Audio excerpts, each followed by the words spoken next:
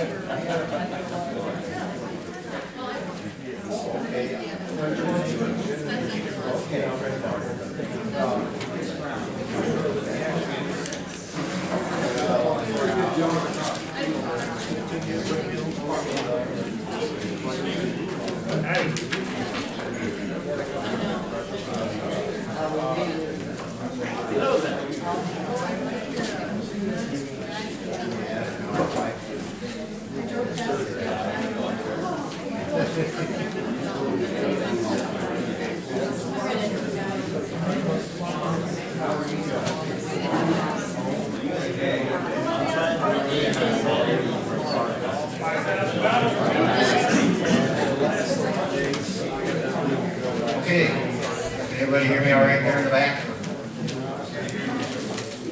I'll try to get closer. There you go. All right. Good evening. It is Monday, December 16th, and the time is 6 p.m. We will call the Turbine Forum to order. First item of business for tonight is to do a quick roll call. Price is here. Bitch. And Ditch is here. We are here. We have a quorum. Our next thing that we'll be doing tonight is to approve our meeting rules. I'm going to quickly go over those, and the board will vote on those rules. And then, so please pay attention to the rules that we're going to be utilizing for the decorum of our meeting. On our rules that we're proposing here tonight to vote on. The first one it talks about the forums. There's going to be 3 different forums that are in the county, and then there's other avenues of approach to be able to give. I'll move it even closer. That makes me nervous now. You can hear me breathing. All right, so there's various avenues to approach and provide feedback, because I don't believe everybody will probably have an opportunity to come to the podium and speak tonight. So we wanted to provide lots of opportunities. So there's 3 meetings. There's a handout in the back that looks similar to this. It has ways to contact us. So 3 public forums. You can mail us letters. You can email us. There's some emails out there. It's called Your Opinion Matters at Madison County Iowa .us.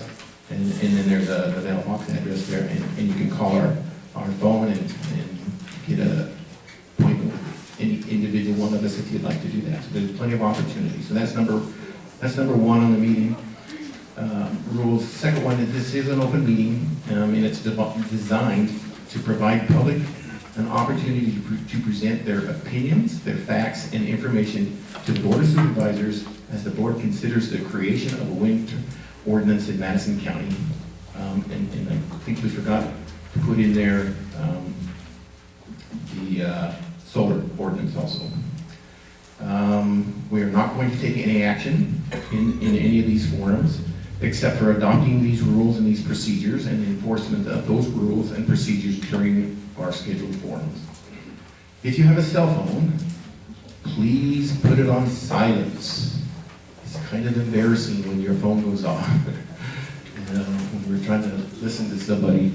So please don't be embarrassed. Turn off your device or just put it on silent. Board participation. We're here to hear what you have to say. We're here to receive information from the public. We're not here to answer questions and get into a Spanish Inquisition or arguments. We're not here to do that. We're here to hear what your opinion is, for you to be able to provide us information for us to consider as we work on these ordinances. How we'll proceed is with public participation. We want each person that's going to address the Board of Supervisors to approach the podium, which this is our pseudo podium. There's a sign-in sheet there, I didn't check for a pan laying there. Is there a pan laying there? Oh, there's 2 pins there. Please quickly sign your name there, put a little address down so we can keep kind of record of who. And then you'll kind of state your name for the record. Please try to use the microphone. If you're unable to, that's okay. We will make accommodations to help you, assist you in any shape, form, or manner to be able to present your ideas. Each person who is speaking has 3 minutes. We'll start the time after you present your name in an audible tone for our record. We are recording this session. Unless further time is granted, each person has 3 minutes. All remarks should be addressed to the 3 of us, to the board. Me as the, I will be conducting the meeting, so please direct your comments to us, not to anybody in the audience. There's people here that support wind turbines and people here who are opposed to wind turbines, so this is not to be a shouting match between sides. We're just here to hear what everybody's opinion is, and we ask that you be respectful of each other's opinions and hear what they have to say. We don't want any, there's no need for clapping, no need for shouting out or cheering or whistling, no need for signs, none of that stuff. We just want to hear what your information is for us to consider during our deliberations.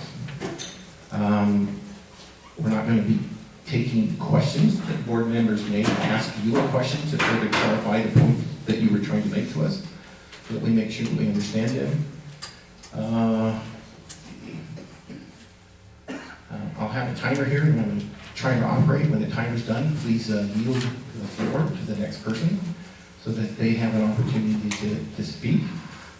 If in the judgment of the board that the person's actions and remarks may unduly disrupt or the decorum of our proceedings or create a risk to the public disturbance, the Board of Supervisors may ask you to cease your remarks and please have a seat. If anybody refuses to obey the chairman's directives, he or she may order the person to leave the forum and the facility. So we don't want to do that. Speaking at more than one forum, there's lots of people who want to have an opportunity to speak, so we're asking that you limit yourself to one of the forums. Not to come to each one and say the same thing. We want to hear as many voices as possible. If during a forum, after the first whatever time, there's still slots available, and you've already spoken in another, in another forum, we will open the time up for you to be able to do that. But we want to give them the opportunity, those who haven't had the opportunity to speak first, and then we'll come up. We'll get second round. Already mentioned this, no signs or placards, and please, if you're going to email comments, it's on there, also on the rules and on some other papers.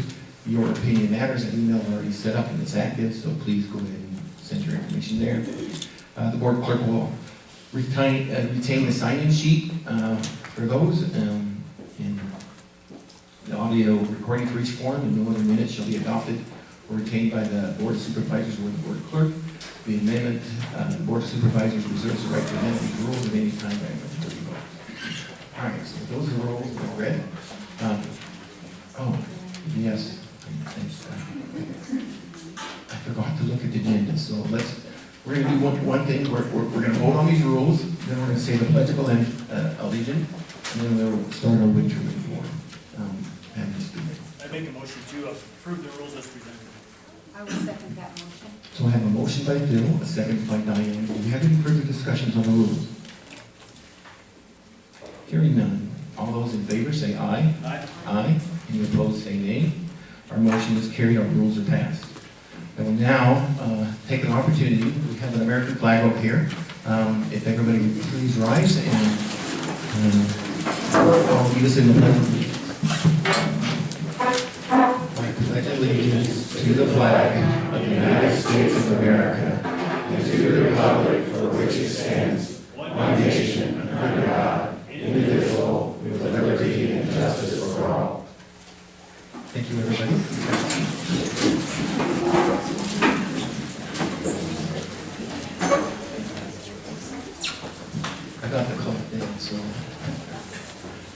instructors and trained on it before you came up here. All right, so how we're going to do this is, if you'll just raise your hand, we're just going to kind of go out throughout the public and come up, sign your name, state your name for the record. I'll hit the button for the 3 minutes, and then when the buzzer goes off, please be respectful and sit down. I saw 2 hands pop up immediately, so the Marsh is up there, and we have, and I'm not sure who this lady is.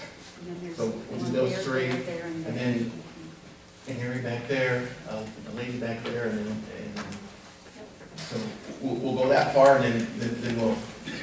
I'm already gone beyond how many people that they're going to ever. Is this one for each of us? Yeah, there's one for each of us. All right. Oh, and if you have material, you can go ahead and bring it up and put it up here, and we'll look at it.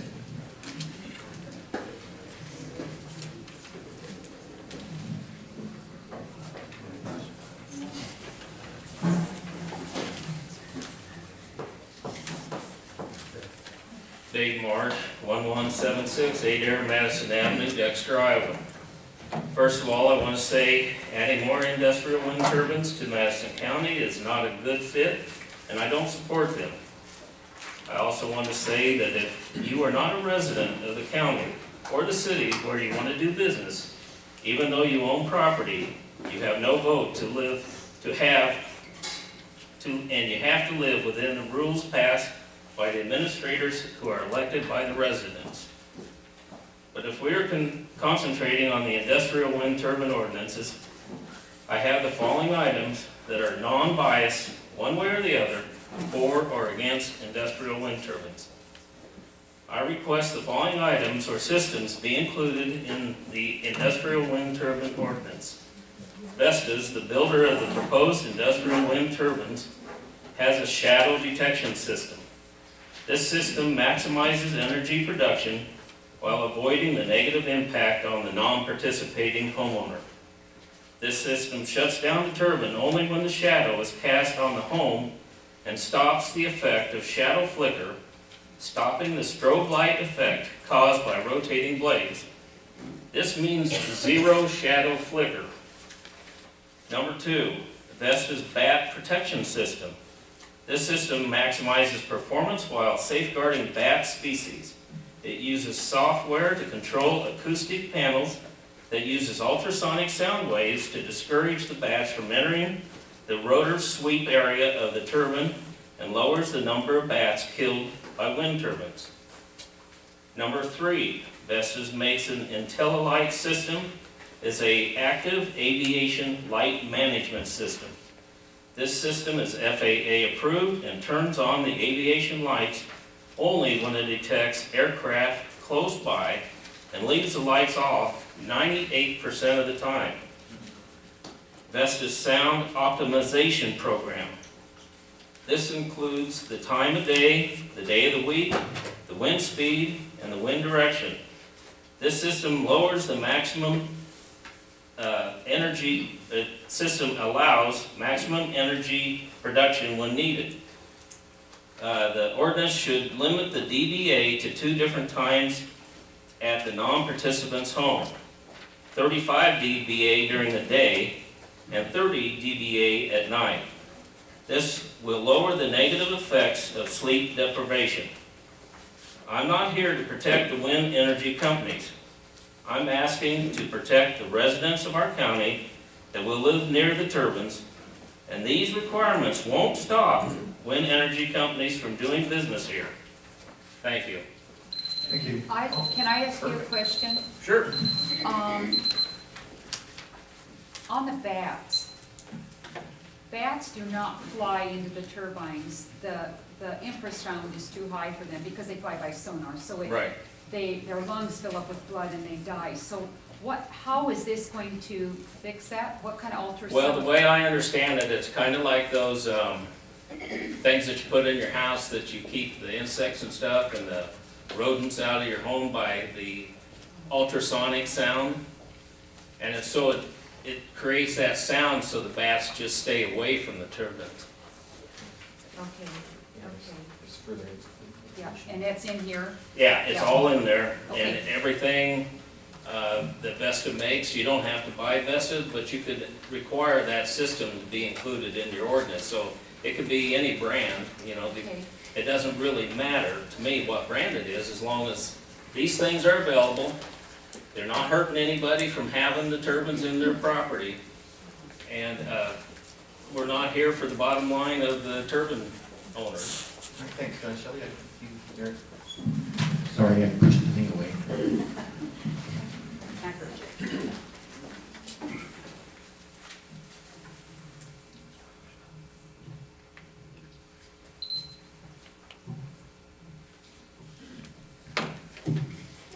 Shelley Marsh, 1176 Adair Madison Avenue, Dexter, Iowa.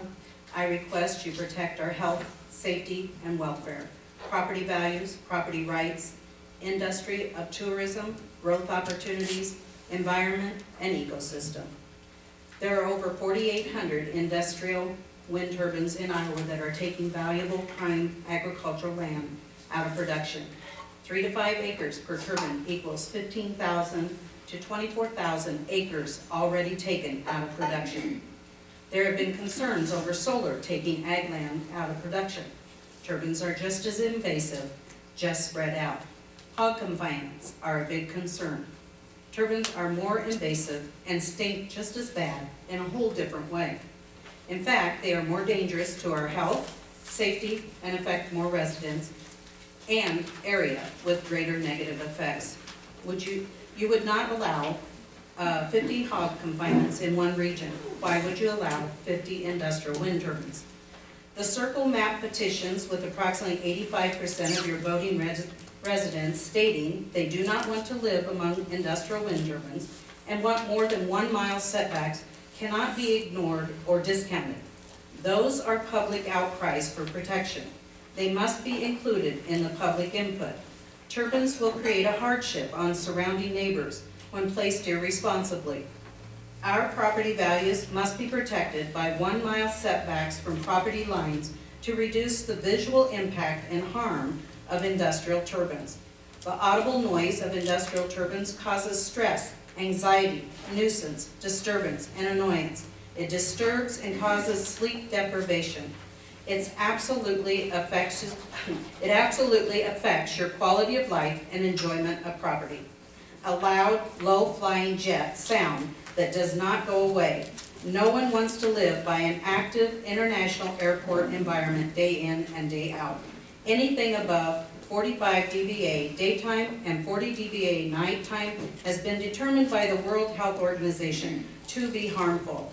At 35 dBA, it will also help mitigate the unheard noise of infrasound. Infrasound has been found to be harmful by weakening heart muscle and thickening vascular systems through studies in Germany and St. Louis, Missouri. Since infrasound is like carbon monoxide, radon, UV rays, it's unheard and unseen, we will have no idea what the damage is until it's too late. Distance is the only way to reduce the infrasound and audible noise with setbacks of over 1 mile from property lines. Thank you. Thank you. And then I believe we had somebody, there we go. No, I'm just trying to hurry people so that please do. Thank you. Michelle Brandt, 1341 150th Street, Earlham. And I would like to echo the Marsh's points, very, very good points. And I'm just here tonight to remind everyone that you're here to protect, your job is to defend my rights as a citizen of Madison County. And it's your legal and sworn duty to protect my health, safety, and welfare. The majority has spoken.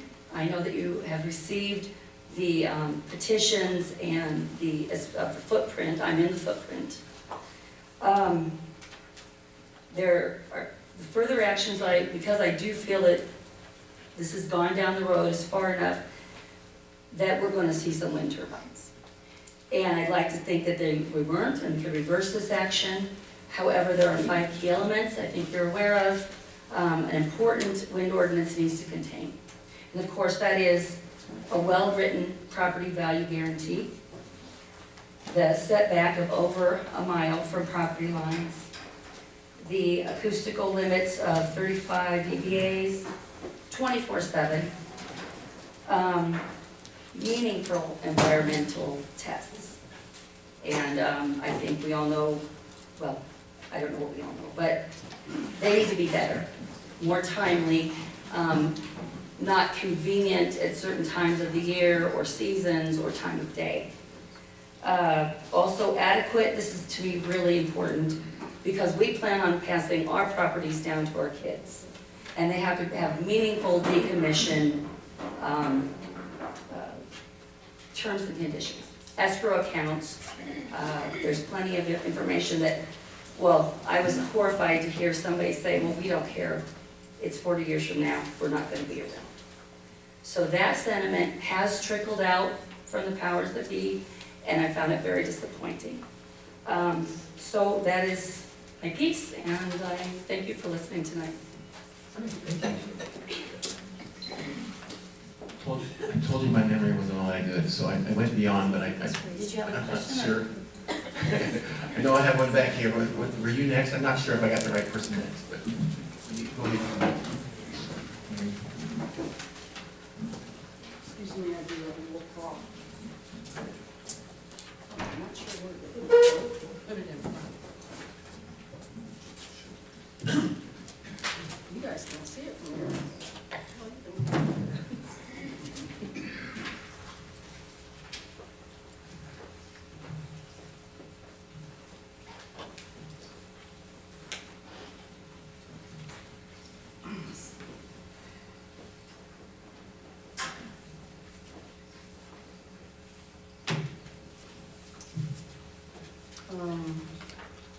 I only have one copy of my presentation, but you guys can listen to it. If you want another copy, I can always email it to you. Sure.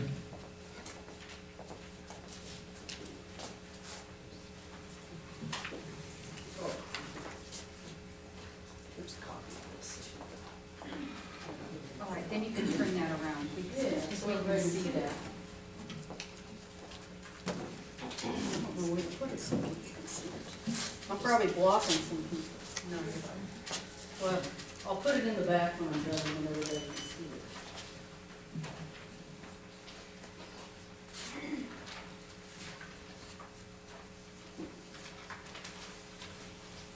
My name is Mary Jopes. My address is 1281 Pitzer Road, Earlham. The only reason I'm here is to ask you to do your job, defend our rights, to protect our health, safety, and welfare. A good starting point of any debate is common ground. And I believe every one of us has common ground in one thing, regardless of which side of this turbine issue you are on. We all want to live in a home that meets our standard of living and where we are reasonably sure that there are no serious threats to our safety, to our health, to our environment, and to our overall welfare. Therefore, the overarching objective of the task at hand to craft a wind ordinance is that it does just that. It protects us.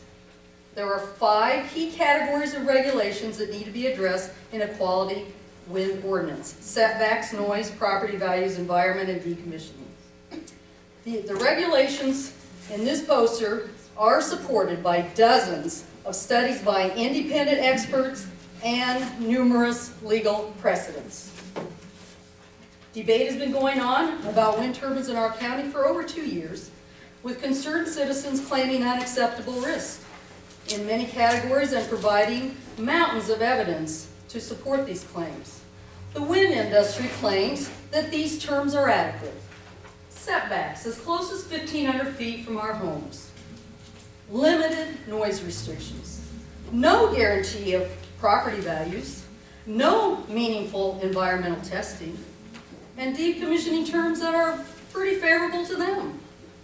I ask you, what independent, scientific proof has the wind industry provided that those claims are true? How do you sort all this out? The precautionary principle applies. What is that?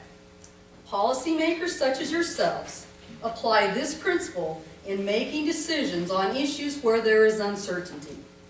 When a proposed activity, such as industrial wind development, raises concerns of health or the environment, precaution should rule. This principle implies there is a duty of policymakers to protect the public from exposure to harm when plausible risks exist. The proponents, wind developers, rather than the public, should bear the burden of scientific proof that their claims are true and there will be a net benefit to us. Right. Thank you. All right, we had somebody else over here that I had pointed to, if I point, and then you're, yeah, we got one more in the back.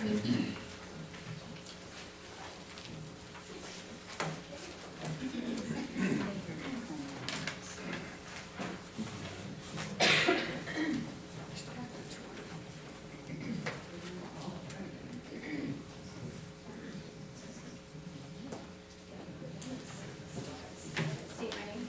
Please. Amanda Beeler. As a member, 1370 Adair Madison Ave. As a member of Madison County, I'm here to ask you to do your job and defend my rights. Please protect our health, safety, and welfare. I live on Adair Madison Ave and have been subjected to Adair's turbines. We are outside the easement distance, and I can hear the non-stop whoosh from the turbine blades from my bedroom within my home. I chose Madison County to raise my family as I grew up safe here. I want the same for my children. If we must litter Madison County with these towering structures, please consider those who do not wish to participate. Quiet country living has been disrupted, and I'm begging for your protection. Thank you.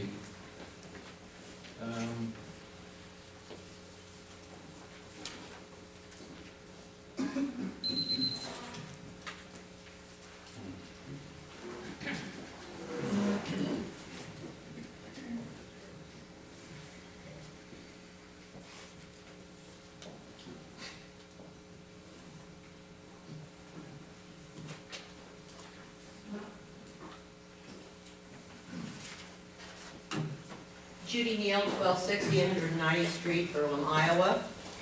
Reading the three ordinances as written by each of the supervisors, they vary in setback from 1,500 feet to 1.5 miles. If we go back with setbacks of either 2,500 feet to 1.5 miles, it makes it a moot point, and you might as well say no more wind turbines in Madison County. Mid-America and other wind companies do not just set up the wind turbines willy-nilly. In my research, 1,200 feet or 2 times the height of the turbine at its highest point would be a reasonable setback, taking safety into account. This is after reading several different articles, which include the American Planning Association and the Iowa Environmental Council. The publication, Successful County Wind Siting Practices in Iowa from the Iowa Environmental Council, is an excellent source of information, as it has gathered information from across the state of Iowa. Setbacks in the state range from 750 feet to 1,200 feet, or a greater distance of 1,000 feet or 2 times the total height of, or in Potawatomi County, it is 100% of tower height. A 1,200 feet setback, or 2 times the height of the wind turbine at the highest distance, would allow for a safe distance from the turbine to any structures. We have power lines, cell towers, TV and radio station towers that are far less than the above stated distances. From what I have viewed on the news and through personal experience, that with snow, high winds, tornadoes, and ice storms, power lines come down, striking homes, businesses, cars, and people. Should we start dictating the setbacks? Yes, the Iowa Environmental Council has lobbyists, but so do many other groups. As examples, the following groups also have lobbyists: the Iowa School Counselors Association, the Iowa Sleep Society, Lutheran Services in Iowa, Wine Institute, and Visiting Nurse Services in Iowa, and the American Legion, Department of Iowa. Are these other groups bad because they have a lobbyist? There's been a lot of discussion regarding the disposal of blades for a wind turbine because of the fiberglass used in building them. The wind industry is currently working on using other materials or having a friendlier way of disposing of the blades. If you look up fiberglass, it is used in many other things today that most people aren't aware of. Some of the items that include fiberglass are cars, boats, helicopter blades, water slides, circuit floors, and traffic lights. How are these items recycled? Permit fees of $1,000 seem a bit extreme. They should be cost-based and not exceed actual permitting costs. There is an Iowa Supreme Court case from the Home Builders Association of West Des Moines versus the City of West Des Moines that states permitting fees above cost can be considered an illegal tax. A local government fee can cover actual costs for either an administrative cost or a specific service rendered. And on a final note, we've already set a motion to hand down our farm to our children. Thank you. Now, I'm not sure if I pointed to somebody else earlier. I think I captured all the ones I pointed to. So we're going to go for the second round of people. If you want to speak, please raise your hand. We got one here, and one here. So, Daryl? Yeah. And over here. Okay.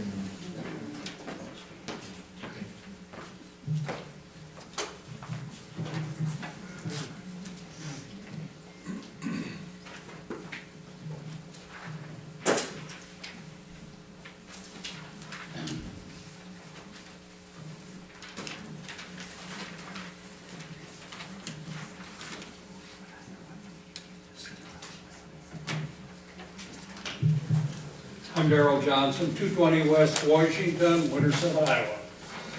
I propose the setback requirements outlined in Mr. Clifton's proposal be adopted, with the exception of an occupied residence. I propose that setback be 1,200 feet. That setback is very close to those set in other Iowa counties, is outlined in successful county wind siting practices in Iowa. This study is a summary citing recommendations based upon sightings in other existing wind projects.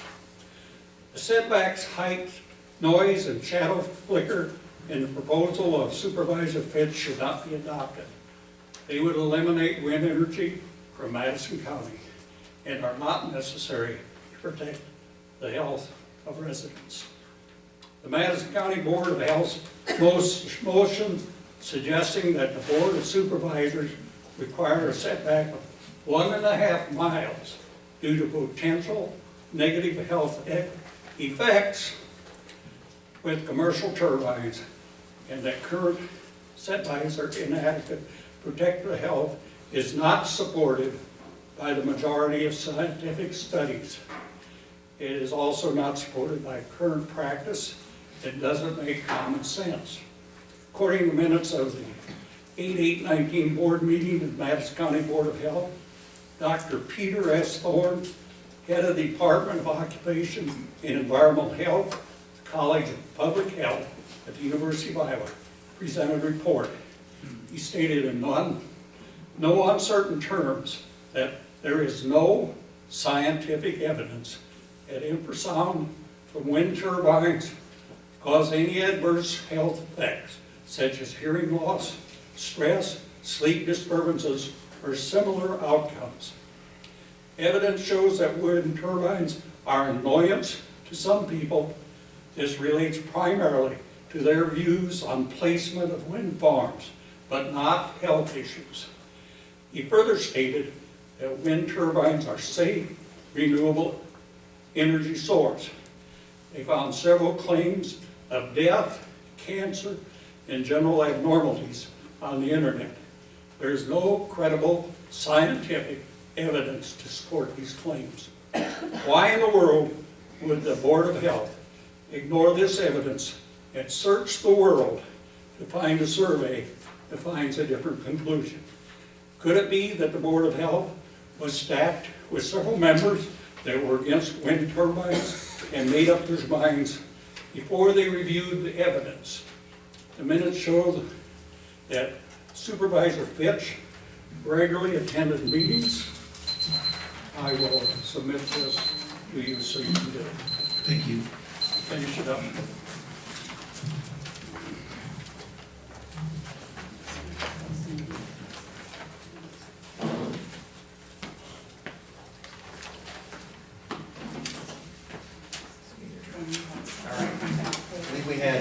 gentleman over here, and then the lady over here, and then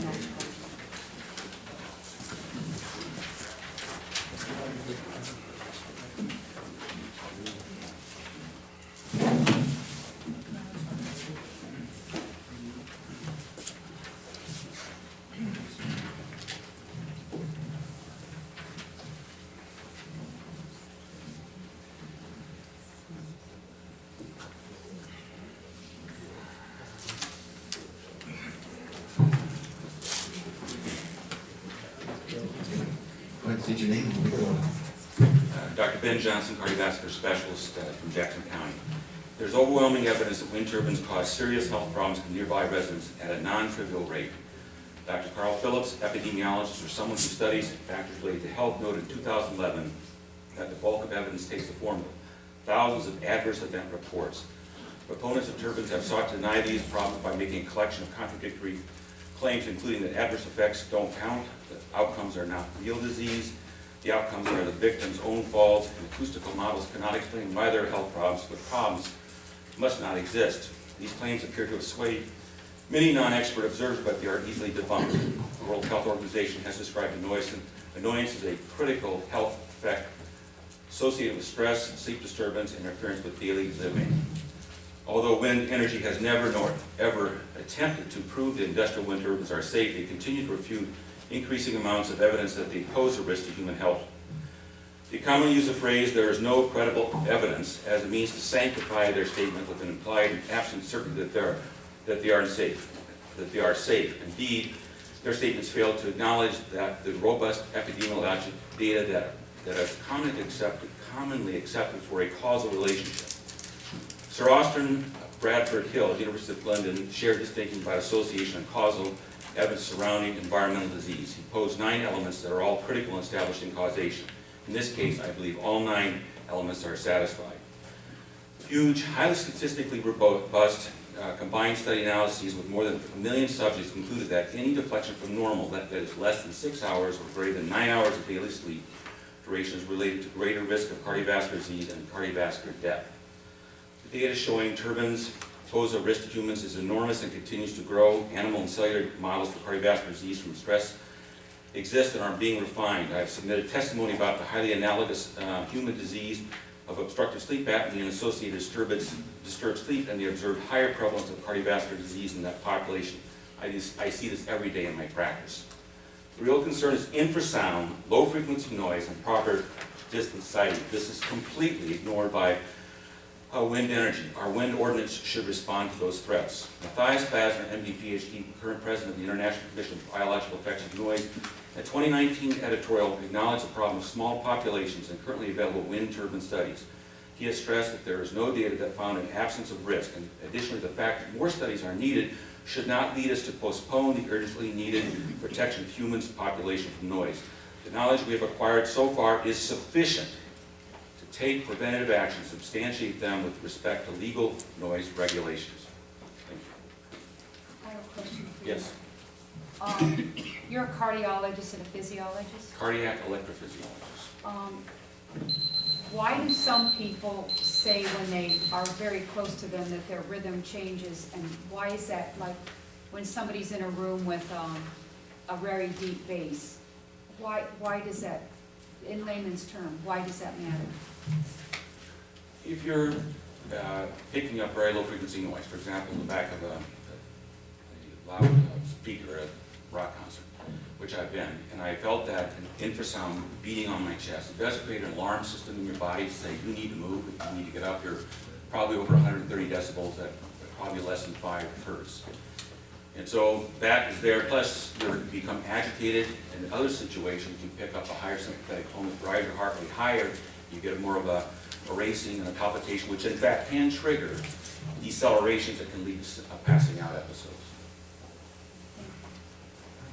We had the lady there.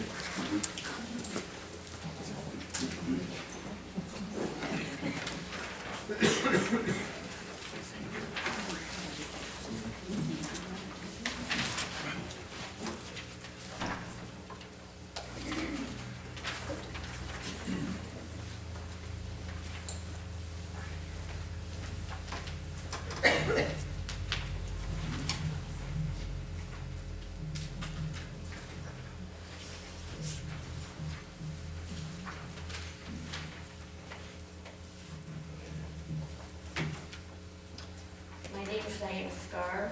I live at 1457 Earlham Road in Penn Township, Section 25 of the Arbor Hill project.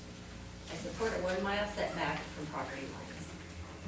My husband Dwayne and I did not sign up for turbines, but did sign a good neighbor agreement, which we now regret after much research about wind farms. We have real concerns about water quality on our farm. 2 turbines will be going up in an absentee landowner's farm just north of our property. The watershed for our 3-acre pond will be disturbed as these go in.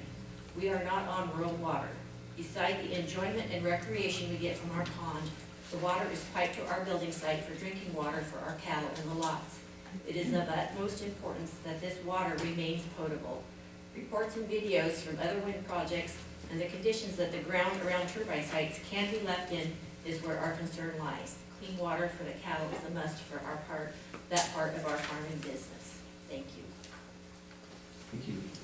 Dick?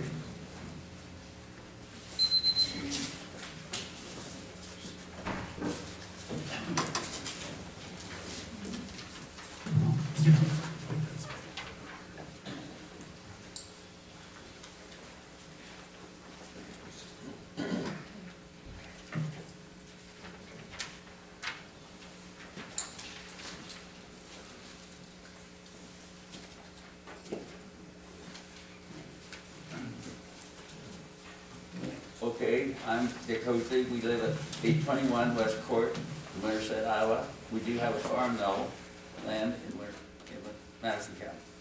Okay, we need a workable ordinance that will allow wind turbines to flourish in Madison County. The revenue alone from the Madison County project, with their 51 turbines, amounted this year close to $1 million. By 2021, this will be close to $1,400,000. And this amount will continue to generate each year till the end of the project's life.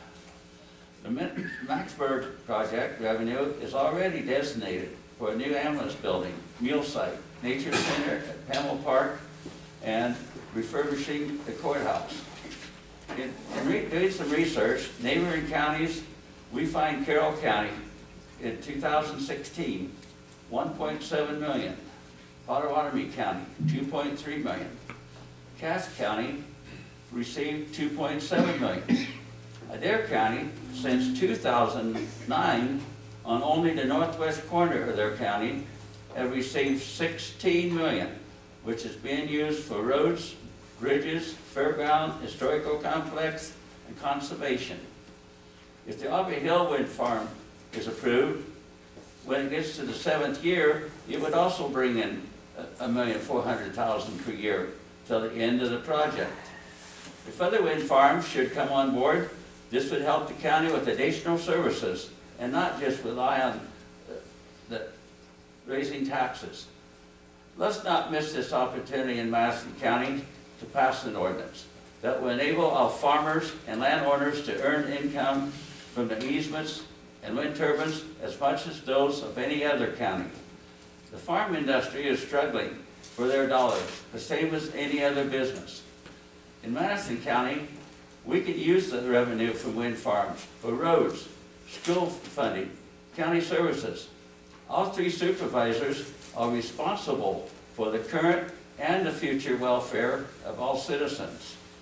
The benefits for Madison County from the wind turbines is a win-win. This is not just dollars versus health. There is no reliable evidence that wind turbines cause health problems. We can look at these turbines as an obstacle in our horizon or as a progress toward a source of clean energy. We don't want to miss this opportunity for economic development. Let's make sure the ordinance works for the benefits of all citizens of Madison County. And then from what I heard, I hear a 1 mile setback, and I hear the health board 1.5 mile, which supervisors do not have to agree to the health board. Anyway, they're both very unworkable. The section's only 1 mile wide. Thank you. Thank you. Thank you. All right, that's show of hands of who else wants to present. So we have a man here. Go ahead and start coming up, and then we'll get you, and then back to the border. And then saw a hand over on this side, I thought. All right, we'll do those three and then call for hands again. Here, Dan, you need another? You'll know it was me. The timer keeps skipping.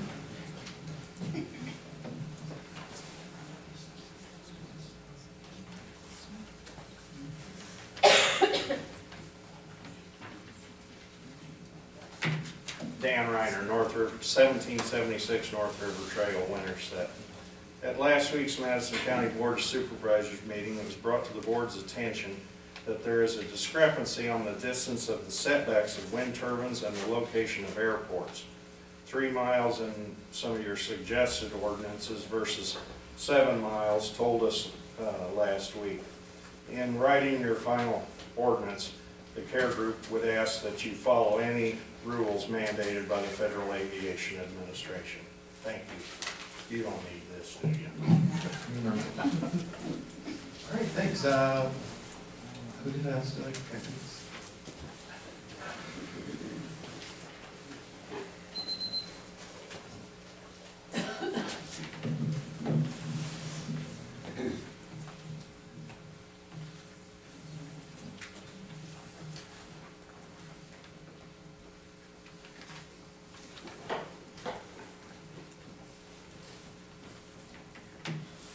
Hi, I'm James Kaczynski. I live on 1437 Heritage Avenue. I do not support the wind turbines. I think there are much better ways to get renewable energy or energy that we need. I think it's kind of a waste of money. I also believe that it's going to hurt our property values. My wife and my family do plan on moving to a better house here in the next couple of years. We would like to stay in Madison County, but if these wind turbines come up, we will leave this county. Thank you. All right, thank you.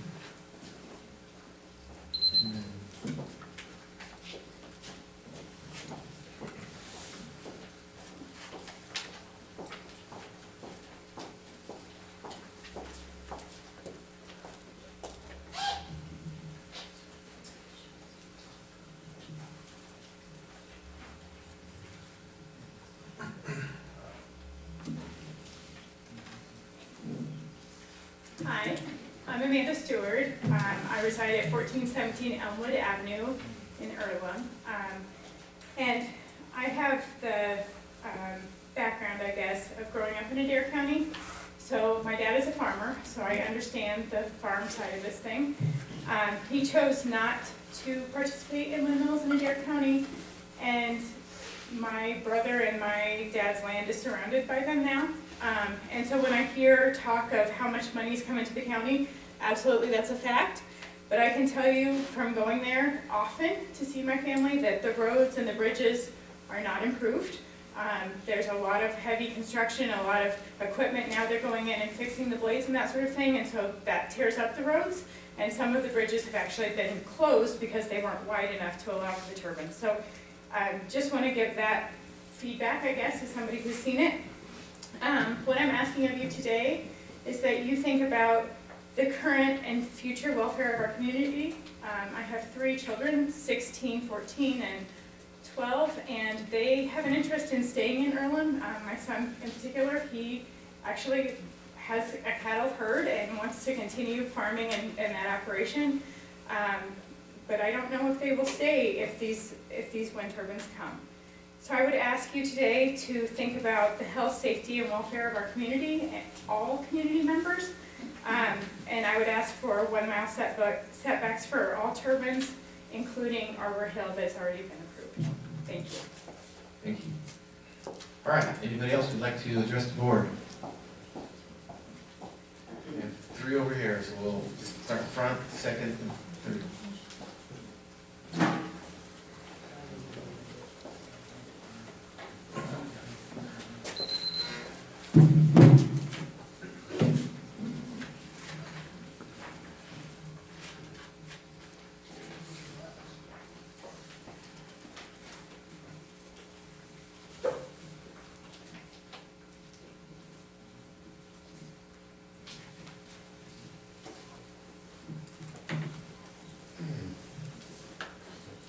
Tom March Statlander, 574 250th Lane, Winterset, Iowa. I'm actually for alternative renewable energy sources for our electricity needs that are technically sound, financially viable, environmentally friendly, and are supported by evidence-based academic and scientific data. First of all, I want to say I appreciate all three of you for taking the time to create some ordinances so that we can have a discussion that'll be open and educated. And Aaron, I want to thank you for bringing this thing forward. There's been a lot of people, I was one of them that requested this over a year ago, and under your leadership we're finally moving somewhere, so thank you. I think all the new ordinances should answer these questions. Is there independent scientific proof that wind energy is safe to our environment? Does it produce any significant risk to human health?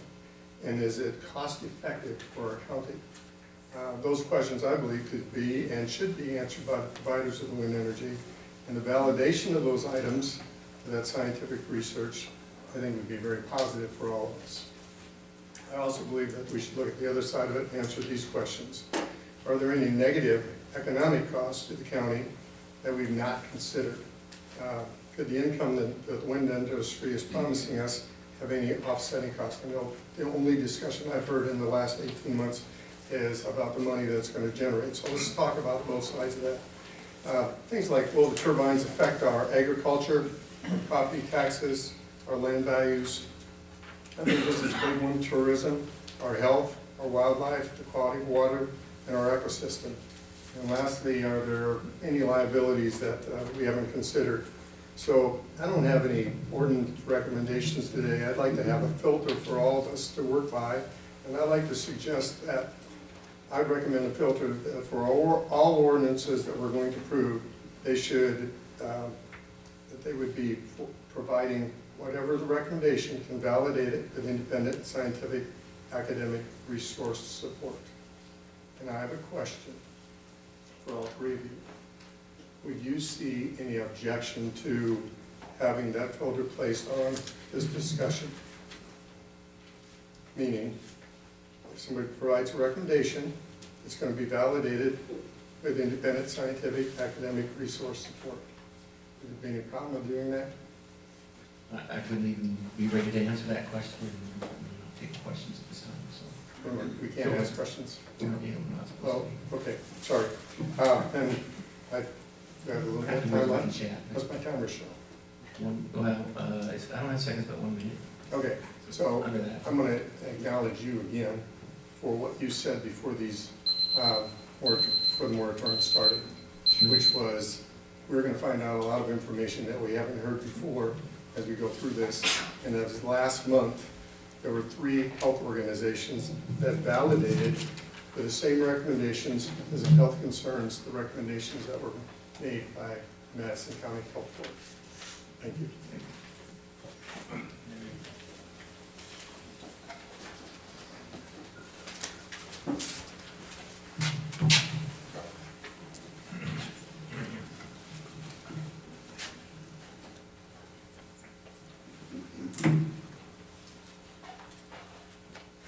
Nick Scar, 1272 Pitzer Road.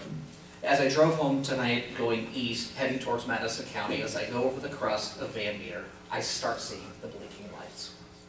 That's a right of a property owner. The law of nuisances, in theory, gives every property owner the same right to use and enjoy his or her property reasonably, without unreasonable interference by others. How can I be 13 miles away, but yet you want to have wind turbines located within a mile of my residence? That is not the law of nuisance. It's not the right to enjoy my property. I do not support these wind turbines in this county. I suggest that we have a less than a 35 dBA, a 0 shadow flicker, and property lines must be the location of the address. So, no turbines closer within property lines. In addition, as a licensed realtor in the state of Iowa, and as one of the larger realtors in the area, I also have noticed the declining property values as I sell real estate in Adair County currently, where many properties are not closing or selling due to this. As we continue to venture towards Madison County and other areas, one of the questions that I'm asked by acreage buyers is, are there any proposed turbines going up in the area? This is going to affect everybody's property value. We are worried about the income that these turbines are going to bring, but think about the declining property values and lack of tax bases as continued homes continue to go down 25% in value after this is done. Where do you want the income? Do you want to go against the residents of Madison County, or do you want to make Mid-American money? Thank you. Please, no, we need it to happen. We don't need it.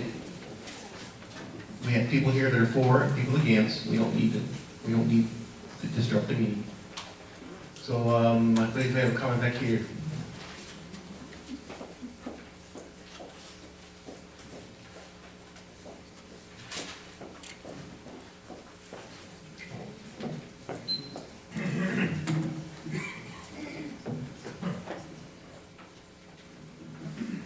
Good evening, welcome to Earlham.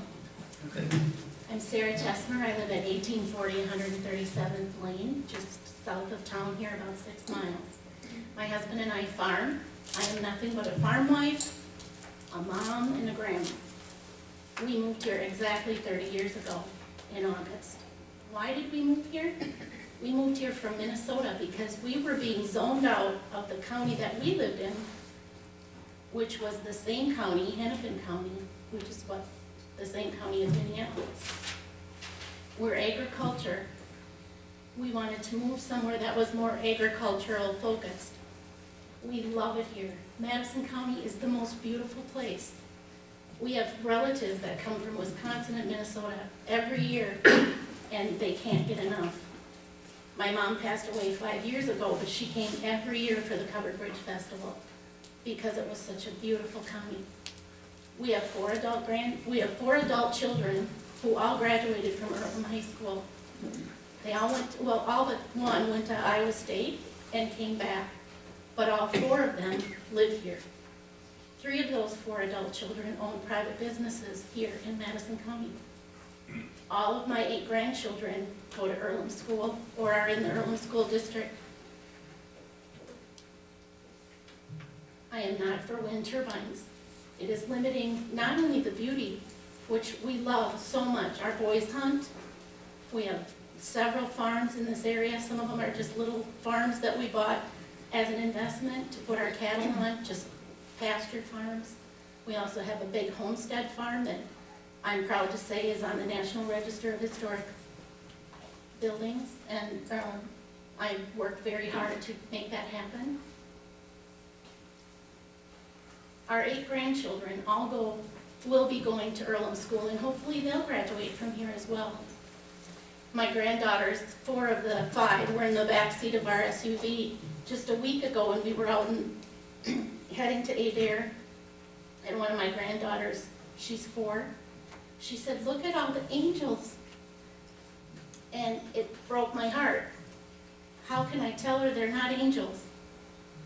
If they are angels, they're not going to help, they're not going to be any good for her.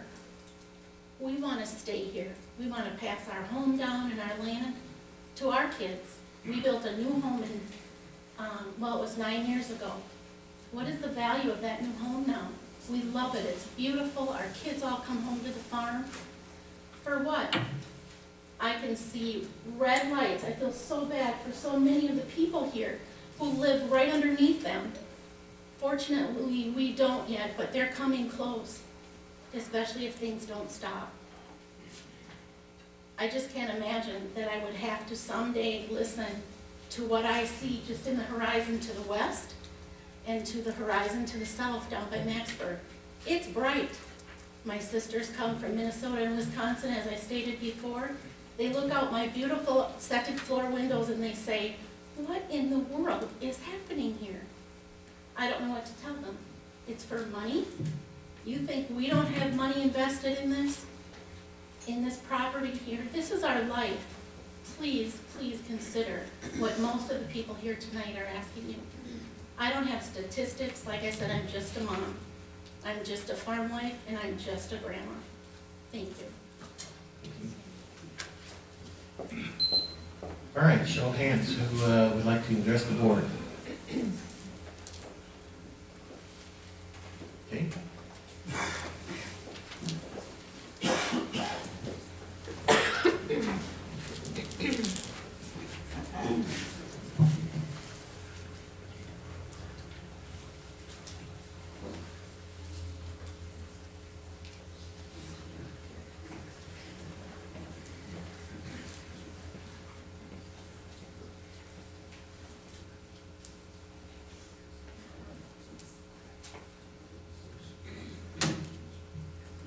Finally got around to this date, didn't we?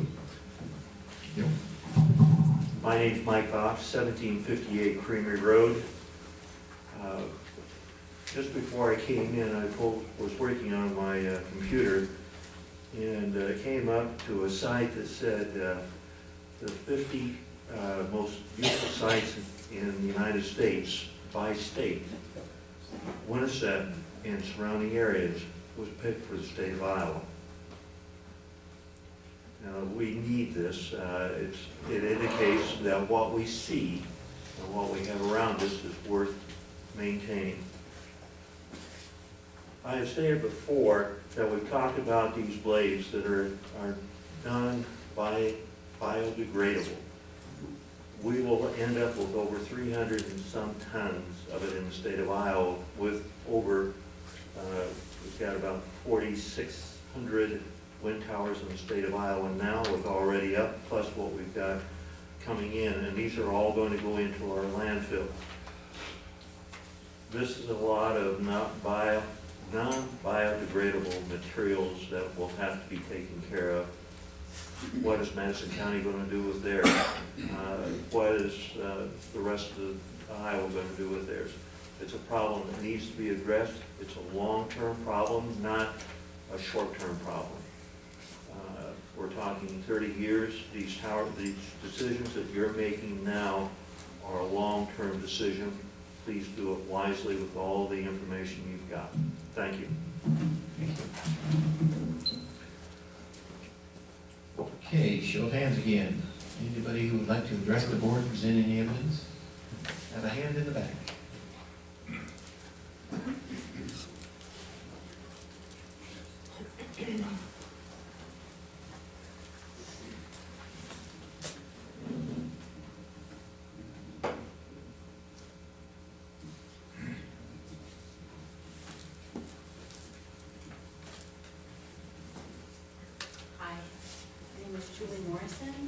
Live at 1536 120th Street in Earlham. And only reason I'm here today is to ask you to do your job and protect our rights, including the health, including the mental health and the safety of, and the welfare of the citizens of Madison County. This is accomplished by getting proper local wind ordinance passed. There are 5 key protective regulations of an adequate protective ordinance that does protect our health, safety, and welfare, and are supported by dozens of studies by independent experts and numerous legal precedents. Well-written property value guidance, the 1 mile setback from the turbines to property lines, 35 dBA acoustical limit 24/7 at the property lines, meaningful environmental tests, and adequate decommissioning terms and conditions. An escrow account to take care of all of those. Okay? Thank you very much. Thank you.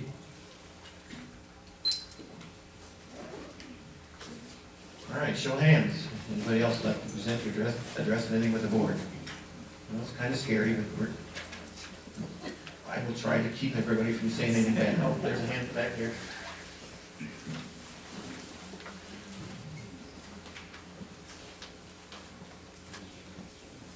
And nobody's going to be graded, so.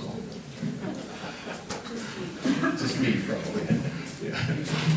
My name is Jordana Inke, and I live at 1741 Pitzer Road. My husband and I own 2 businesses here in Earlham, as well as he's on the school board. We We do everything that we can to help Earlham grow. That is why we chose to do what we do here. We bring hundreds of people to our community every year, hundreds. And we always tell them what a fabulous and wonderful place it is to live and to raise your children. But these wind turbines, we live so close to the main air ones. We see the flashing lights in our windows right now. No one is going to want to move here and live with those ugly things, not to mention the health risks. Maybe there's not evidence right now, but 30 years ago, there was no evidence that there was cancer effects from Monsanto and Roundup. We don't know what is going to happen in 30 years. I implore you to have the, Ms. Fitch, your ordinance for the setbacks of 1.5 miles. Please do not do this to our children and to us. All of these young people here today have chosen to live in this community, to keep it going. Please. Thank you. Could we have you sign it? You didn't sign your name. Are you out of paper? No, there's paper.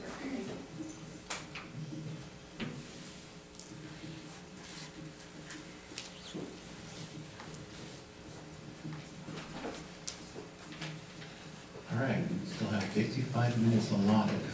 I'm sure there's somebody out there that would like to address the board.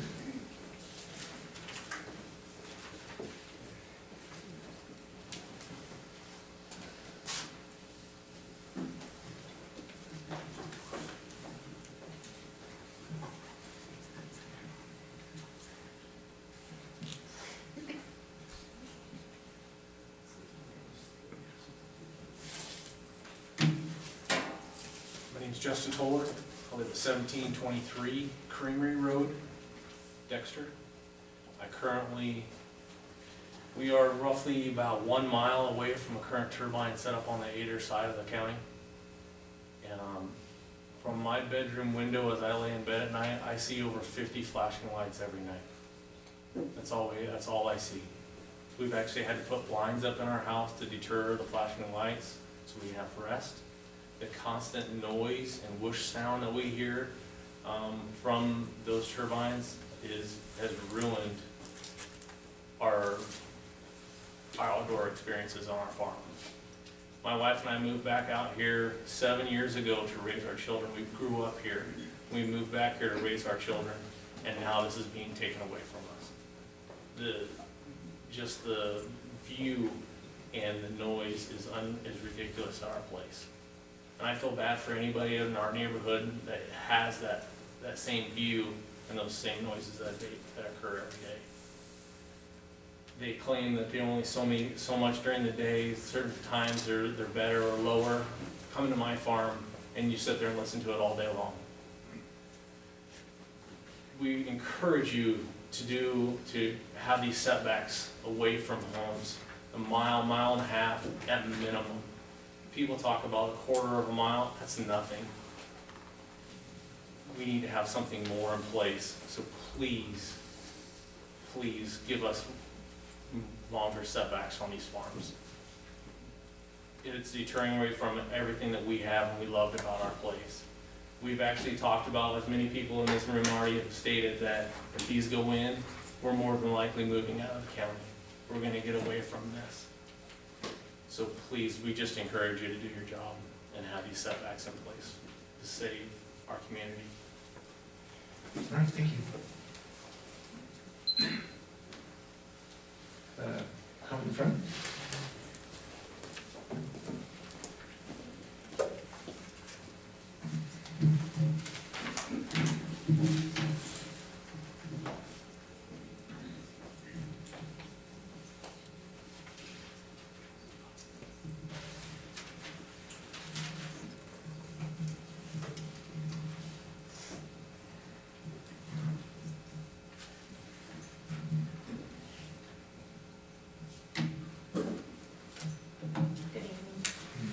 Terry Zimmerman Frank was not expecting to come up here, but I have to put in my 2 cents for it.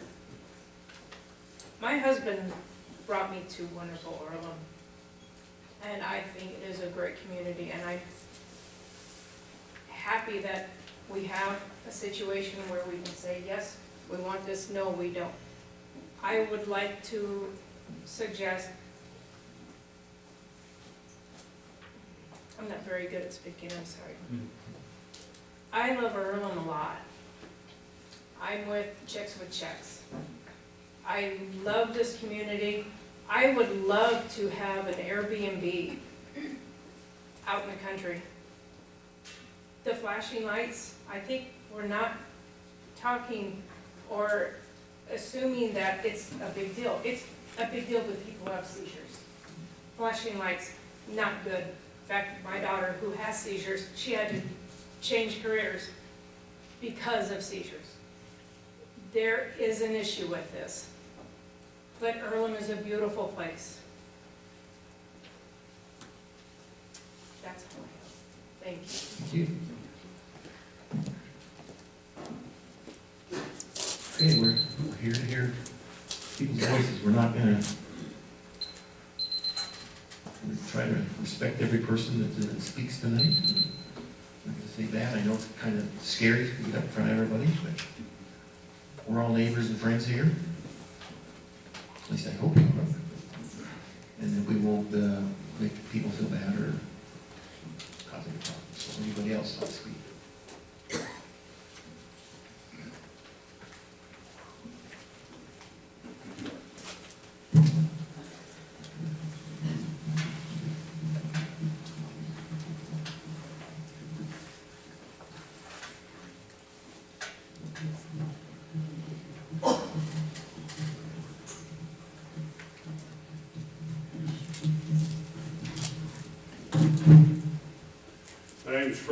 King. I wasn't going to speak tonight, but there's time, so I hope that in the future meetings I'll get a chance to speak again. I listen to these young folks here. I look around this town, or this room. Most of us got gray hair. A lot of us ain't got much. Now we're talking about the future.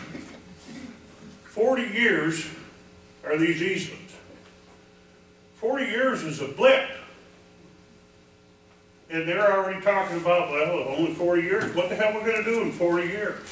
What's going to be the solution for electrical for Chicago and St. Louis and Kansas City in 40 years? We talk about, oh, it's such wonderful money. Well, what the hell good is that money going to do if you don't have anybody living in the country? When you don't have a young family that wants to stay in this community, what's going to happen to these school systems? You're talking about a setback of 1,500 feet from the edge of town. Don't you think these towns are going to grow? Haven't you looked in Waukee? Haven't you looked at Adel? Haven't you looked at Indianola? Wintersets. Finally, when I came here in '83, it was going to dry up, blow away. Now it's finally a bustling community. And you guys want to blow it? I hear some of you don't even want to live here anymore. Ain't going to even re-up for your terms. What difference does that make? Do you have a point? Yeah, my point is, look at the future. Look at the future. You're making a decision that's going to affect this world well beyond all these people's lifetimes and mine. That's my point. That's a good point, but attacking us is not. Thank you. All right, who else has a comment that they'd like the board to consider?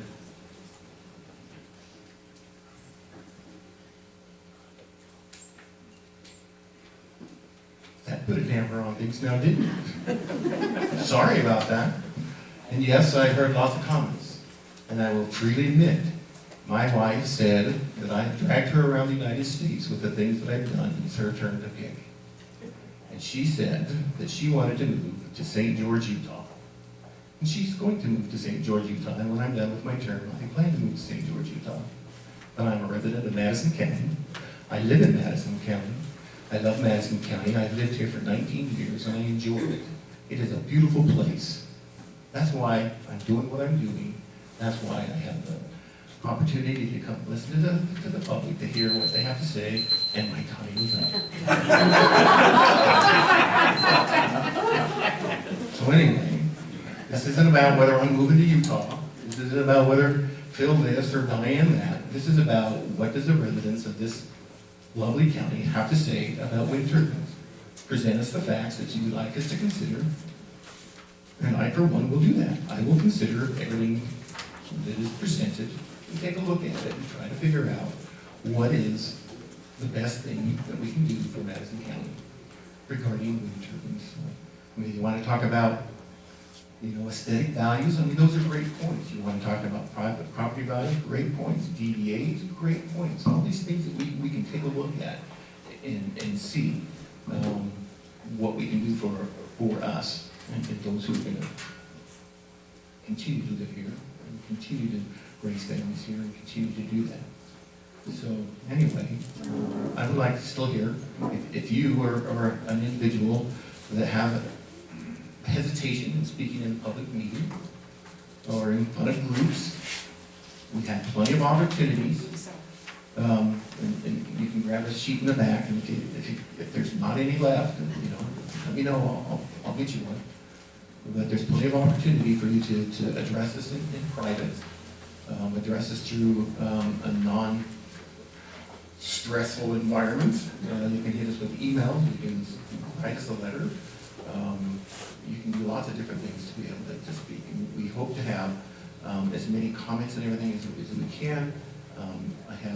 We have in here January 31st, 2020. We're hoping to have all your comments in by then, so we can start some deliberations on what we're going to have in put in our ordinances, and then we'll have that sent over to our zoning commission. Zoning commission will have an opportunity to weigh in. They'll probably have a public meeting on that so that they can get feedback and input, and the recommendations of the board, and then the board will continue their deliberations and we'll determine what to do. One of the comments and things that I've heard tonight, I just want to reiterate, is there's this ordinances that we were talking about are a go-forward ordinance. Currently, they're Maxburg and Arbor Hills are grandfathered. This ordinance doesn't necessarily apply to them. I just want to make sure everybody understands that. Maxburg's already in. The one in Arbor Hills is in the court system, so the courts will decide kind of what's going on there. And this is for something future going forward. We talked a lot about wind turbines. We also have a solar ordinance that's out there. And I have a proposal on, we have a renewable energy ordinance on levying taxes regarding ordinances. I've made proposals to change that. That's into our county attorney to make sure everything's good there. So if you have any thoughts on any of these, not just wind turbines, but renewable energy, we would like to hear those. Saw a hand pop up in the back. Did you have another comment, sir? But I know this isn't a question forum, so. Well, I don't mind answering questions. I just did want 2 hours of Spanish Inquisition. Sometimes I get asked questions that I haven't prepared for. I have no idea what you're saying. My question is, from what you just stated, the 52 that are supposed to come in that are already slotted, there's no ifs, ands, or buts about it, they're going in, no matter what we said. It's a court system. We, the Board of Supervisors, Yeah. Okay. are not passing this ordinance to apply to those turbines. Can you elaborate what it means to be in the court system, the Arbor Hill? I believe, so Mid-America came in, they made a request that went through our Board of Adjustments. Our Board of Adjustments approved that. Some residents of Madison County, specifically in the Earlham area, formed a coalition, hired a lawyer, and challenged that decision in court. So I believe it went through the lower court system already, and there's an appeal, and so that it's in appeals court right now. So beyond that, I don't really know a whole lot in there. Do you know what the result of the lower court decision was? The lower court upheld a decision made by the Board of Adjustments. So they sided with the county, said that they did it properly, or whatever the challenge was. They want to get too far in there, but they don't really know, and they don't want to be, oh, well, Aaron said this, and Aaron was wrong, so I've been wrong before, and I'll be wrong again. What's your process for taking the 3 ordinances and making them one? What we're doing is we're holding these forums. We have the other avenues, and we're going to try to come up with an information. And then sometime after January, we're in February, the board will get together and we'll say, okay, we've heard all these comments.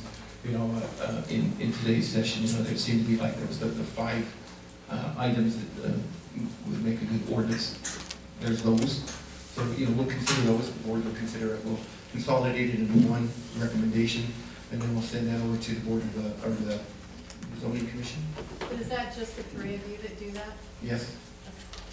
But you'll combine all 3 of your drafts into one. Yes. That's the goal. That's the goal. That's what we're going to attempt to do. Do you envision doing the solar in that package or doing it as a separate line? We do have several ones, so I think the one that the proposal is sitting back there, mine is very similar to Crabby and not anything really different. So if you want to look at what the solar ordinance is, it's back there. We also have it on our website. You can take a look at that. So I know solar is not as controversial as the wind is. So I didn't really hear anything about solar tonight, but we'd like to consider that also. Dick, do you have it? Of course, you're going to have the budget to work on here the first few months of the year. Yes, we do. But then, as soon as that gets done, do you think you'll be able to have this done, say, by late spring, early summer? And after that, be able to stop the moratorium? I think so. What's kind of your goal? I think we should have it done before the moratorium is done. I don't suspect that it'll go further now. I didn't know if you have a time scale or goal. So my goal is to have it done within a year of the moratorium that we put out there, and I put that. When you say a year, you mean not until a year from when it was started? Right, we put it in a year moratorium. Yeah, so Until October. Yes, but if you get the ordinance worked out, you can stop that before that. If you decide Right, That it would would supersede it. Right, if you decide to. Right, so if we passed an ordinance tomorrow, then that would supersede the current moratorium on application. That's all the moratorium is for. Yeah. Aaron, you say that you're looking at the Iowa Code 427.B reversing the way the taxation is being applied to clean energy companies today? I am. Okay. In the county. We Right. have that availability of that code for us to be able to use. And a long time ago, when I first became supervisor, and I didn't know as much as I do now, that came up and that was passed. And now that I know a lot more, I think we need to take a look at it and see. That could possibly, for all the people that want the money, that could triple the money that's coming in. Yeah, you could, if that's the way you want to look at it. Yeah, you could look at it that way. I had a comment over here and then one in the back. I got a question.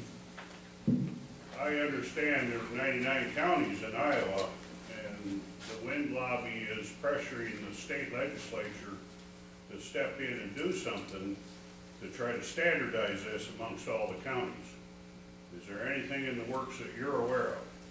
I am not aware of that myself. I have heard the same rumors, and I say rumors because I don't know. I would be speculating on that.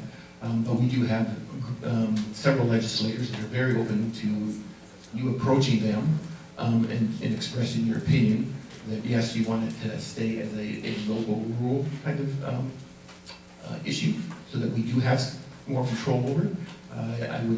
I personally wouldn't like to see it become like the hog confinement building. Just go to the DNR and we just kind of we get to say yay or nay, but then they just do whatever they need to do.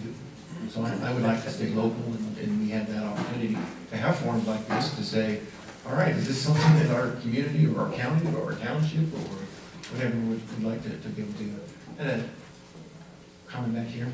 Yeah, I just had a question on the email for Your Opinion Matters. Is that where you also want questions? Yeah, you can address, put a couple questions in there. Okay, just to put that in the same No. email, or do you want that in a separate email? No, you can No, just, use that. just use that one, and you can send Okay. your questions or your comments to that. And, Okay. you know, if you ask questions like, well, Aaron, you shouldn't vote because you're moving to Utah, then, you know, I mean, obviously, I'm just gonna Well, I was looking. throw it in the bin. But if you ask a question like, hey, Aaron, you know, why did you propose a mile setback? Oh, this is what the reason why I did it. No, that's what I was looking at the different, that's where some of my questions are, based on some of the drafts, so I just wanted Yeah, to, that's I where you would wanted be the questions. willing to propose or to answer those questions regarding that.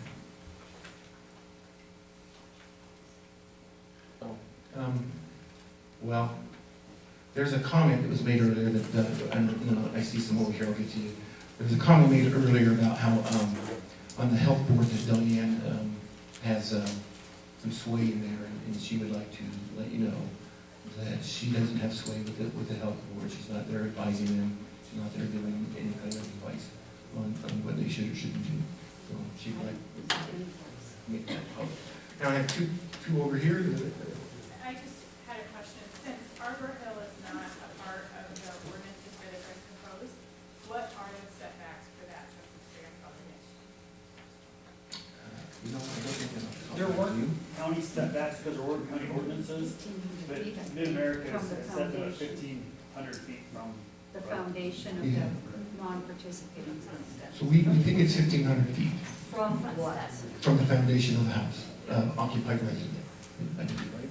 And is there no opportunity for, as you do new ordinances, since there are no structures built, there's no opportunity for Arbor Hill to be included in the ordinance instead of being A grandfathered? modification.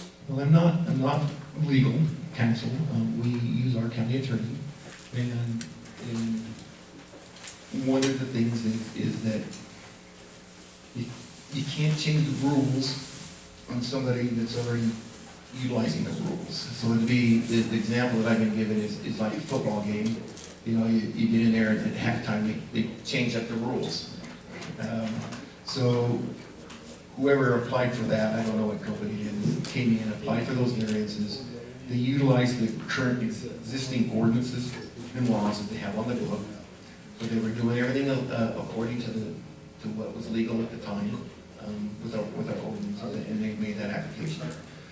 Then there's if we go in and say, well, just kidding, we're going to change the rules on you now. We're going to now require this, and this. Then that could cause some concerns and legal and all this other stuff that may not be pleasant to our county. You talked about changing the taxation ordinance. That's a totally separate ordinance. Totally separate. I forget what code it is, what the ordinance number it is. You can go take a look on it. And the first one that we did was, it followed the code of the Iowa Code. Iowa Code 4. To the 400 something. 421. And if that ordinance were to be changed, that would also include the Arbor Hill project. Well, that's why it's not published. We have it in, it's up actually to the Attorney General's office to kind of find out what we can and can't do regarding that. Aaron, can I ask another question? Okay. Are the ordinances for the county that are being considered have anything to do with? Can you do louder? The ordinances that are being considered, are they also addressing the amount of potential utility lines that will be going through our county? You know, I did not. They aren't, and we need to add. Yeah, I didn't put anything like that, but see, this is why I want these things. I mean, this might be a good thing to include in there. You know, if I had some reasons why and good research on it. I mean, this is just my thought only, so, you know, there's a billion, not a million, $1 billion worth of industrial iron, concrete, and oil that's being constructed in Aviation County. The math principle is the shortest distance between 2 points is a straight line. That's got to go somewhere, and I don't think it's going to go to Omaha. So I think we should at least consider taking a look at that, because there may be a lot of people in the county that feel that they're safe because they're not going to be close to a wind turbine. That is just the beginning, in my perspective, of what we could be dealing with. So I appreciate you including it. Yeah, I didn't put that in mind, but that's. We can add that though when we come. I saw another hand over here, and I just want to thank you guys for being respectful in actually discussing things versus, letting our emotions get out of control. I'll probably get chastised for opening questions later, but I do, we had some time, so I think I had a question over in here somewhere. Somebody had their hand raised over here. Did I see a hand? Oh, is it over here? If Mid-American Energy decides to move this into a health rate and they don't want the liability anymore with wind turbines, what do you guys have as supervisors in place if they sell it to a third company to decommission and put the money in the turbines? Because now Mid-Am is off the hook. What are you guys putting in place to cover that? I would like, in my proposal, and if I want to add it in if it's not strong enough, I want a $1.5 million in an escrow per turbine from them. I want cash up front. So if they do sell to another small subsidiary someday and they file bankruptcy, which they can legally do, and that's happened before, I want that us covered. And I have a decommissioning plan in mind, and I don't know that I have an escrow company, but I do have some bonds. I want an escrow. Do you know if Mid-American pulls out or sells, would they be able to take that escrow with them? No, I think we could, Okay. no, I looked Okay. that up. No, It a transfers bond with the is, property. a bond is Okay, risky and thank you. escrow's. Transfer. Yeah. The intent is to transfer it with, Okay, thank you. but there's always a smart mover out there. Yeah. Anything else?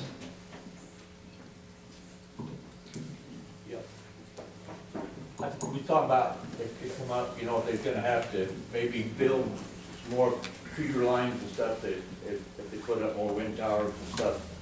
I live half a mile south of town, that big power line that goes across country, it's coming from there. It's been 8-10 years ago, they come through and rebuilt that. The existing lines that were there, they hung them on one side of these new power poles, and put bigger wires on the south or on the north side of it that probably tripled the capacity of the line, the existing line.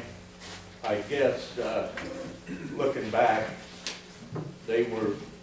I don't think they did that just in case they needed it. I think they knew what the power company planned to do. So I guess looking back, I should have known there was something else coming to utilize those lines, but they've got the capacity in any of these wind turbines that's going up. They're following that power line, so they got a place to to transport the power. Distribute the energy. Yeah. They would need to do. Any other comments, questions? I can add to that. There's three components of electrical generation or electrical service. Generation, transmission, which any existing easement, they got the right to beef up all they want, and then retail sales to the individual customer. I just wanted to say thank you for this forum and ask that you are thoughtful and prudent in your decisions, because I think that you as the three supervisors here, your legacy will be what the future of Madison County is right now. I think we're at a crossroads, and I think it's within your power to change the landscape to be like in your county, if that's what people want, or do we want to take a stance and try to protect the majority of the residents here? So I do thank you and applaud you for considering these things and I do think it will be your legacy and what you leave here on Madison County going forward. Thank you. Originally, you know, I thought our ordinances, there's two things that I consider. One of the things is when we have the ordinances that we have currently on the books today, it gives our Board of Adjustments an opportunity to be able to put requirements for those turbines or solar or whatever. If we go and we say, okay, here's the ordinance, if whatever company comes in or individual or whatever come in and they meet all the requirements, then it goes into our zoning and it goes approved and off it goes. Nobody gets to say anything because it's done. That's why originally I was hesitant in doing this and putting zonings out there. But I listened to a lot of the comments that are out there, and we need to. I begin to listen to some of the negative ones. I listen to some of the positive ones, and just so you know, I don't believe that my Father in heaven is going to judge me on winters. He's going to judge me on how well I obey the commandments. That's my opinion. But anyway, on these ordinances, you know, that's why I was hesitant. That, you know, so now I'm to the point where I'm trying to figure out, okay, what is good for all the people? Because there's people that want turbines, there's people who don't want turbines, and there's a whole range in between. And you know, when I drive over, I was raised in the state of Wyoming. If anybody used to drive through Wyoming, you know, there's nothing there.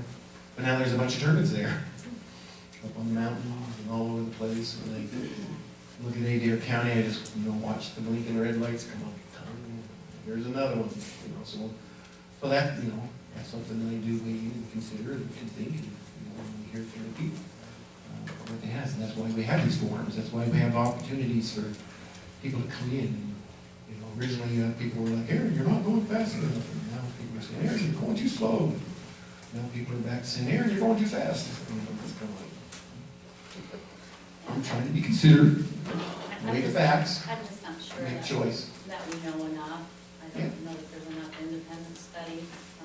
It's very wise to be prudent about that and thoughtful before passing the ordinance and lifting the board for it.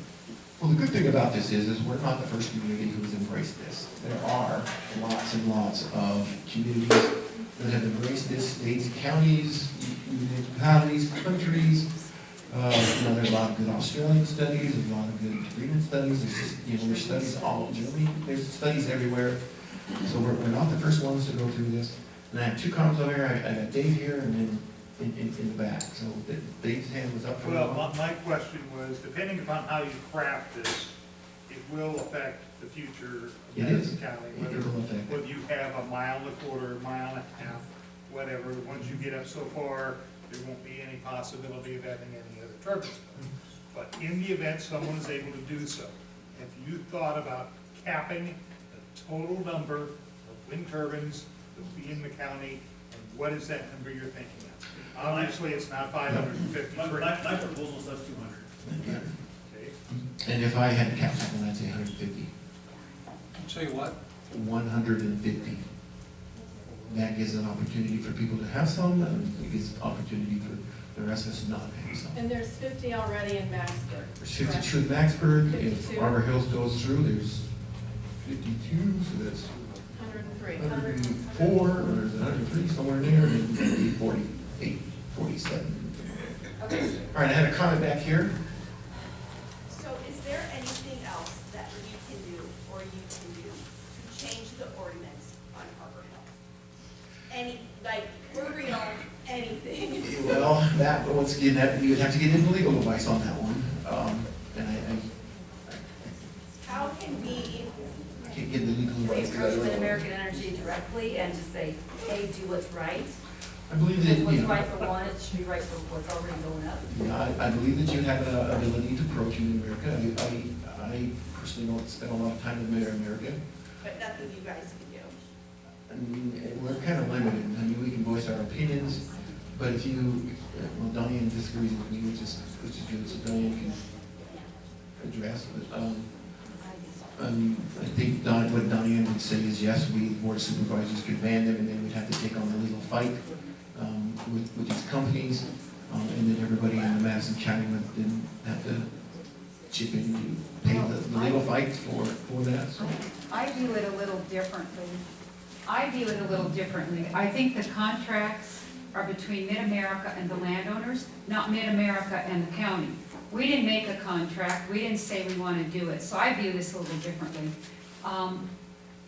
I think that we could say no, because we didn't make the contract, and then the fight will be between the landowners and the Mid-America. We didn't make the contract. So, Yeah, but you have ordinances that they follow.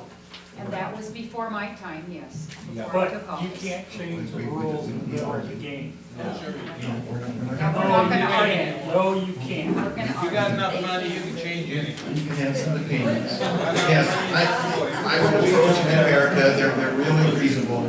And if you approach Mid-America and say, well, you guys are big bad bullies, they're not gonna listen to you. But if you go there and make a reasonable, state your case, I'm sure they'll listen to that. And a comment over here. I want to go back to something you said earlier. You talked about caps. So you're saying whatever ordinance you pick, then you have a couple of different caps that you're talking about. Yes, Is that being a little hypocritical if you say, we'll allow this to go on to a certain point, and then we're going to stop it because we picked that number. If you feel it's good to have it, then how can you say, well, no, we're going to stop it? If you believe it's good to have, then it should be open, and where do you start, where do you stop? It's good for the money, let's bring in the money, the whole county, let's have budget, et cetera. Geography has a lot to do with it. Well, that's why I did not. See, then that has to do with geography, not a cap. Those are two different All right, things. so just a minute, let's stay with the decorum, we've done really well, clear up to 7:40. We're doing really well, we don't need to get any arguments going here. But yes, that's why I didn't put any caps in my No, you just said 150. I said I would be willing to cap it at 150. It does two things. One thing, it allows people who support wind turbines to be able to have that opportunity. And also then it helps people who don't support wind turbines not to have it. Ed, you did? Just after we have Mid-America representative, who said because of geography, he didn't think probably Madison County would handle over 200. Yeah. Brian, it looks like we're kind of lost the crowd. So I will entertain a motion to adjourn. It has been moved by Diane, seconded by Phil. Any further discussion? Hearing none. All those in favor say aye. Aye. All those opposed say nay. The motion is carried. We are adjourned. 7:42 p.m. Mike, right?